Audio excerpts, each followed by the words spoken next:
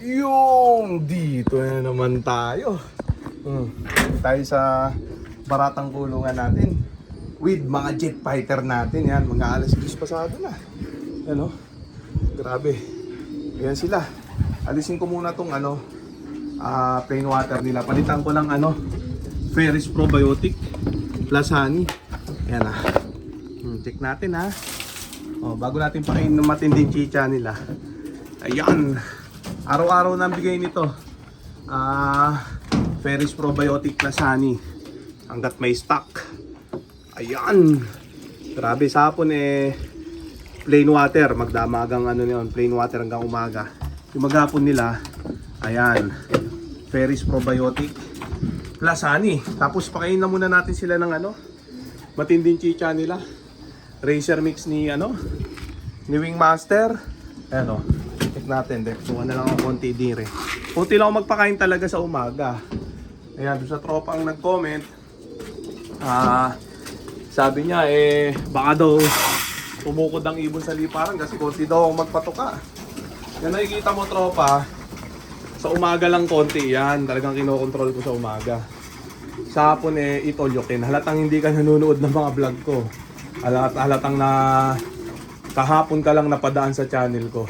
Ayan panoorin mo lahat ng video ko hanggang maduling ka para maintindihan mo. Ha tropa ha? Ayan, sa umaga konti lang talaga pinapatuka ko. Tingka kalahating kutsara. Sa hapon bobomba yung mga yan. Itolyokin hanggat gusto nila. Kaya bundat yung mga yan bago matulog sa gabi. Yun ang tutunawin nila sa gabi. Yung maraming kinain nila. Kinaumagaan, gutom muli sila. Kasi pag binusog mo ng araw yan, ng umaga, konti na lang kakainin yan sa hapon. O mas mahaba yung pahinga sa gabi. Di ba? Di paano yun? Pangit yung ganun. Kaya ginagawa ko, konti lang sa umaga, sa hapon, bomba. Yan, kasi mas mahaba yung time na pagpapahinga sa gabi. Yan, mas mahaba yung time nila na magtunaw ng mga kinain nila. Yan sana maliwanagan ka tropa. Tsaka hindi ako hirap sa pagtatrap dito. Ayan kasi baka daw ginaganto ko dahil baka para mag-trap na mabilis. Hindi, ang ibong ko mabilis talaga mag-trap. Alam ng lahat yan. Kahit sa simpleng paronda lang. Pagka ang ibon ko galing sa ronda, galing sa pukol, galing karera, dito agad dumadapo sa landing board. Tapos dire-diretso ang pasok. Kahit hindi tawagin, kahit hindi sipulan. Ako nga lang gumagawa nung ganun, tropa.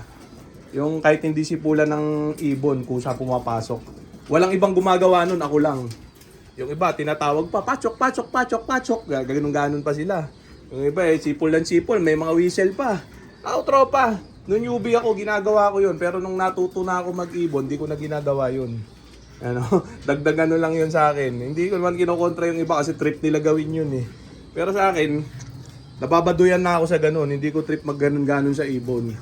Kaya inaral ko yung ganito sistema na kusa dapat papasok ang ibon. Kahit hindi tawagin, galing ronda, galing pukol, galing training, galing karera. Yan, alam na lahat yan. Mabilis ako magpa-trap. Walang problema ang trapping dito pagdating ng karera. Ang problema talaga dito, magpa-uwi. Ayan na. Samantala, ilabas ko muna yung yung tatlong tinuturuan ko sa labas. Marunong na to mga to. Kaya lang, ibababad muna natin sila sa labas ng ilang araw para matuto ng gusto. Kasi hindi pa nila perfect yung paligid nila. Ilang pitik pa lang sila. Pero may isang linggo pa yan dyan sa labas. Hanapin natin yung iba. Saan na ba yun? Nalimutan ko kung sino. Itong isang pulan to. Itong late maturing na to. Late maturing siya sa rondahan. Yung siyam na kasama niya, Bartolina niya. Siya hindi pa. Tapos yung isa blue bar white flight. Ito. Bata. Ika din maila pa. Ayan. Grabe. 3 piraso lang. Tapos maya sagutin ko yung isang tanong ng tropa. Ayan, mahinang nila lang. Ayan yan sila Ayan. Palabasin na muna natin itong 3. Bago tayo magkwentutan, kwentuhan uli. Yan, ganyan lang. Simple sistema lang. Hindi kailangan pahirapan. Saan ko muna to? Yan, babad lang yung 3 sa labas. Samantalang yung iba, Bartolina system na. Kaya papasin nyo, hindi ko na pinawawalan yung iba. Bartolina na yung mga yan. Pagugulangin ko ng 2 to 3 weeks. Tapos yung 6 na unang binartolina ko, naka 2 weeks na yata sila. Extend pa natin ng 1 week. Talo inip nga sa ganito sistema. Kailangan, patyaga ka talaga. Huwag mo basta-basta mawawalan yung mga binartolina. Kailangan tapusin mo yung 2 to 3 weeks. Useless din naman kahit pawalan ko yung mga yan. Magpapang-abot din naman yung mga yan pagdating ng ilang buwan. Kaya mas maganda zero flyaway technique tayo.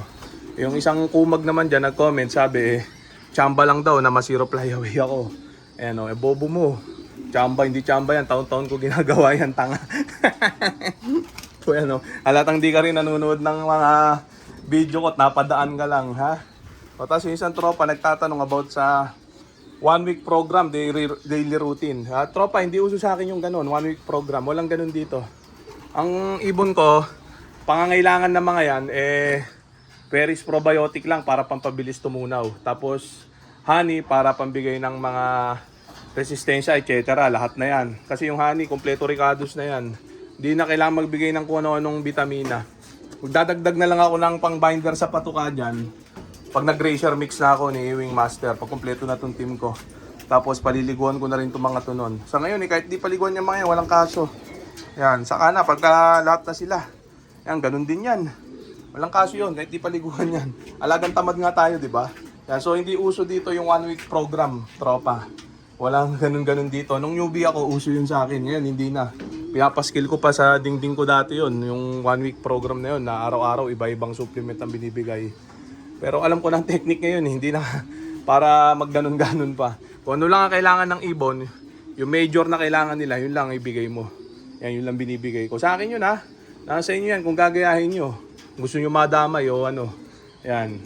Marami naman nagtuturo na iba dyan, pwede nyo rin gayahin yung mga yon. Basta ako yung tinuturo ko, alagang tamad only, practical, yan, pero gumagana. Yun lang diskarte ko, simple-simple.